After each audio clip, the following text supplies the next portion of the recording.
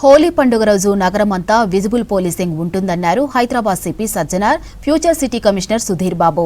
Blue colts patrolling బృందాలు 24 గంటలు అప్రమత్తంగా ఉండాలని ఆదేశించారు. మహిళల రక్షణ కోసం షీ టీమ్స్ ప్రత్యేక నిఘా ఉంటుందన్నారు. హోలీ వేడుకల్లో పోలీసుల బందోబస్తుపై సమీక్ష నిర్వహించారు సిపిలు. ఇక పోలీస్ అధికారులకు కీలక సూచనలు చేశారు.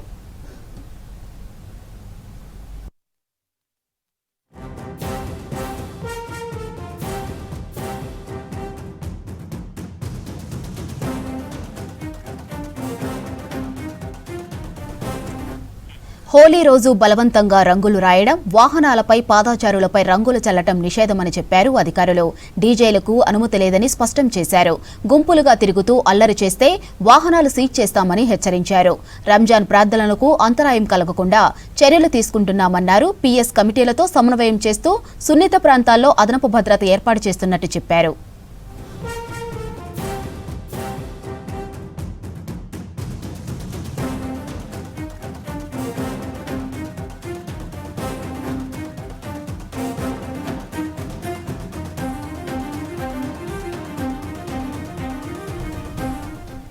అలాగే ఉదయం 6 గంటల నుంచి సాయంత్రం 6 వరకు లిక్కర్ షాపులు, తాటి కాంపౌండ్లు, బార్లు మూసివేస్తున్నట్టు చెప్పారు అధికారులు.